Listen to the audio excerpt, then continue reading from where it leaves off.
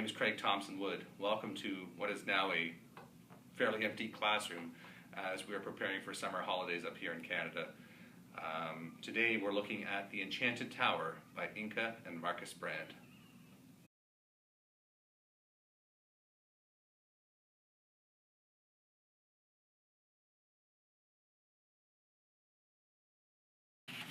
So what's a teacher without a report card? And so I thought what I would do today is discuss, from my perspective, what I feel for Enchanted Tower as an educational tool in a classroom or in a home setting. Particularly when I'm talking about these, I'm talking about them in a classroom. At home, I mean, any of the games I'm showing you are great if you have the right numbers and things. What I'm focusing on here is, as a classroom teacher, how does this game fare? So we're looking at Enchanted Tower. So the number of players, I give it a B. It can play 2 to 4 players quite easily, and even though it may seem like a strictly 2-player game when you see how it's played, it really can play quite well with anywhere between 2 to 4 players. I've done it, and it's still a lot of fun. Next is the learning. Now, unless you're playing with very young kids, the learning here is pretty minimal. I mean, there's counting, usually up to 5, recognition of red and blue, first and second. There's some minor things which we'll get into in the video, but really not a lot of deep learning. But there is critical thinking and other things as well which come into it. So still, I think a great addition to any class. Fun.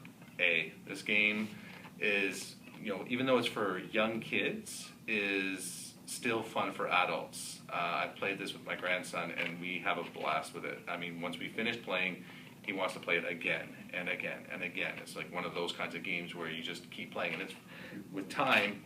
15 to 25 minutes is very accurate. I'd say 25 minutes may even be on the long side. So it's quick, which makes it a great, fun, fast game that you can play without too much worry about how long it's going to take you to get it played. And the cost, B-, because at time of recording, some of my local game stores are selling it for $25, $26. One has it on sale for 20 Canadian dollars. Being a game which is more geared towards young kids, this one might be sold by people whose kids have grown up and they've decided this game's a bit too young for the kids now. So just keep an eye out for it. If you have a chance to pick it up on sale, I highly recommend it. So let's get it to the table and see how this game is played.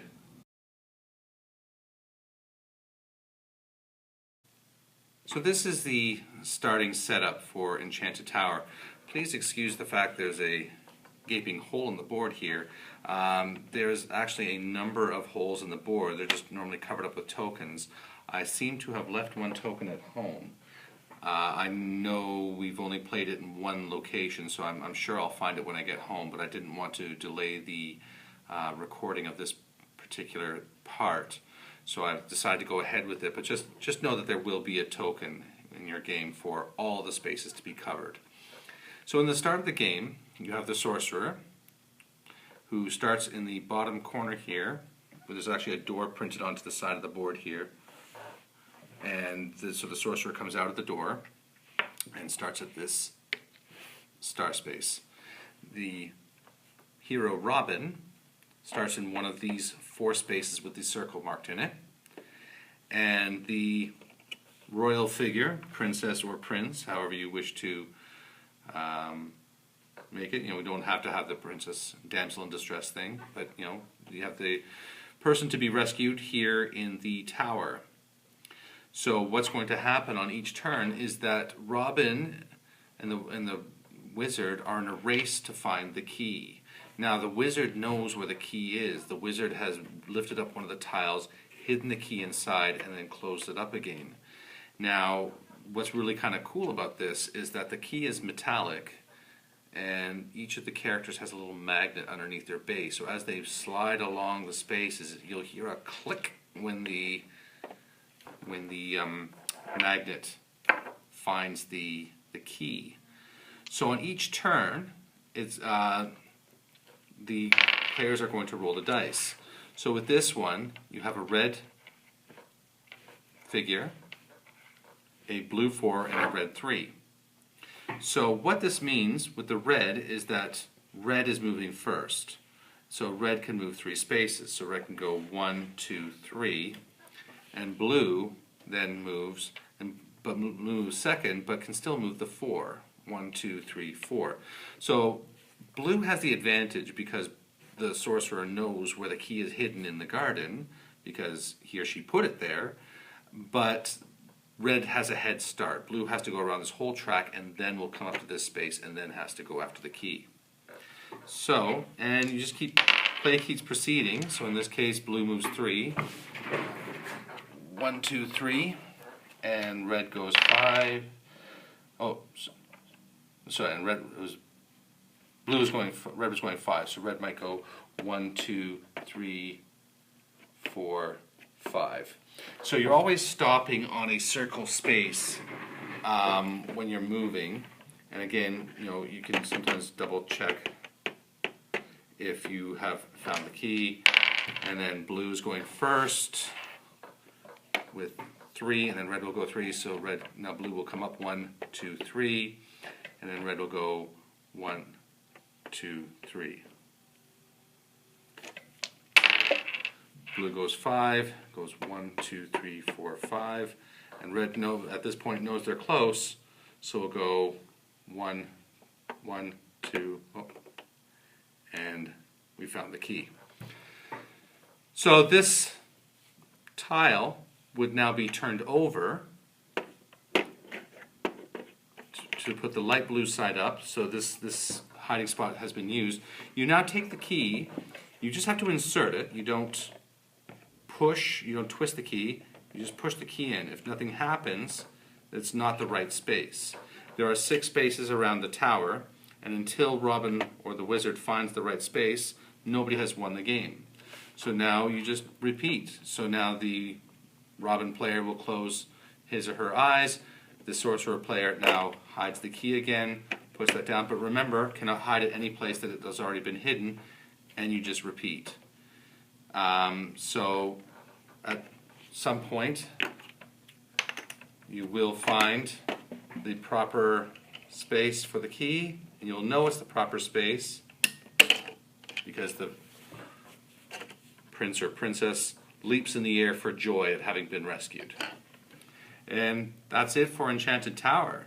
That's just that simple, but it's a lot of fun, especially when you're playing with younger kids who get really excited, and the whole you're getting closer, and the tension, the excitement, it really is something. And then the tower piece lifts out here, so you can always turn it around and put it back in, so that way it's not always the same space. And that's it. Let's take a look at some of the educational components of this game.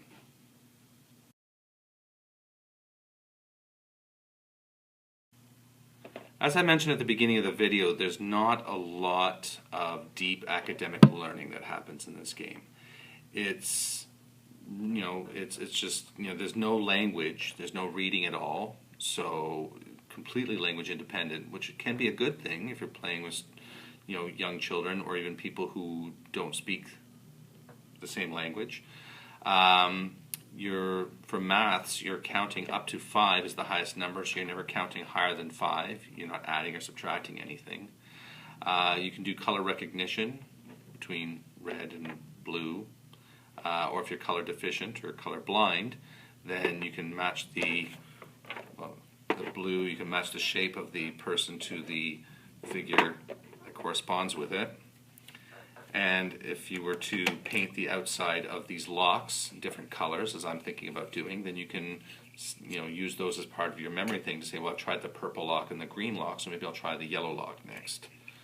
But that's really about it for your academics. But for me, well, you also have critical thinking skills, which I think really tie into academics, so let's not forget about those. So as you're planning your moves, trying to think about what do you think the best moves are, which places to go, when you're planning as the sorcerer where you're hiding the keys, and even then where you're moving, are you going to try to go straight forward for the key, or are you going to try to lure Robin away from where the key actually is? There's critical thinking that happens in here for sure. But for me, the real treat of this game, the real learning happens with the social benefits. What this game reminds me of a lot is something like Sesame Street. Now, Sesame Street is awesome, not just because it was Children's Television Workshop, which is CTW, and my initials also happen to be CTW. That is just a happy coincidence. What I find so great about this game, and what I find so great about Sesame Street, is that made for kids, yet fun for adults. Sesame Street was a kids' TV show, but it was really fun for adults to watch. They had so many jokes and things in there that went over the kids' heads, but were aimed right at the adults.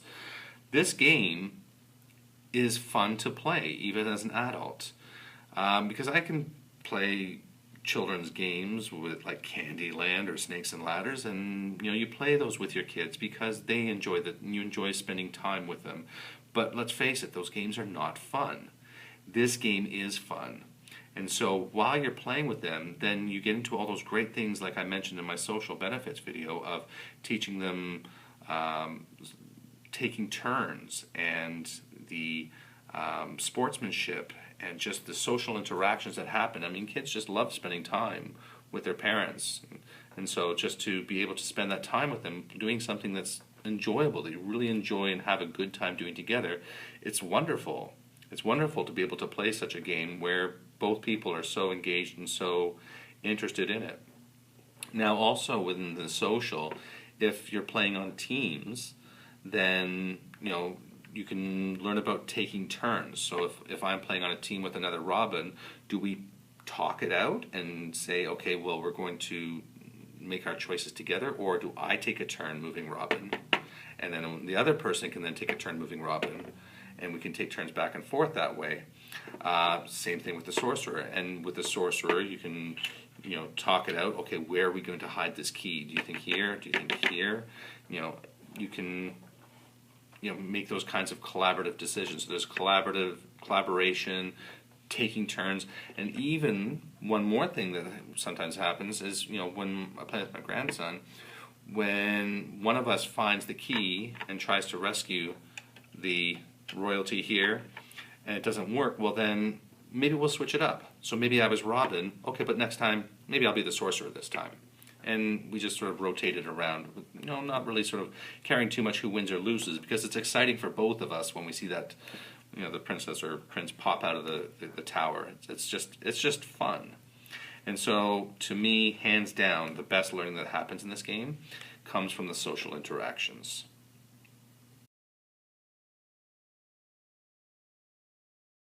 And so that's it for Enchanted Tower. Hopefully you've seen something in the video you've enjoyed. Maybe you'll go and pick up your own copy of the game. I know I myself already own the one copy, but I'm actually going to be probably picking up a second copy so that I can keep one at my house and one at my grandson's house so he can play with his parents too. It really is that good of a game. And what I'm going to be doing later tonight is I will be filming a live playthrough of this game with myself and my grandson and a friend of his. So be on the lookout for that. That'll probably be coming out shortly after, within a day or two. So that should be a lot of fun because it's, as I say, it's a great game. So thank you very much for coming out, and until next time, I'm Craig Thompson-Wood, the board game teacher, saying thank you for coming to the classroom.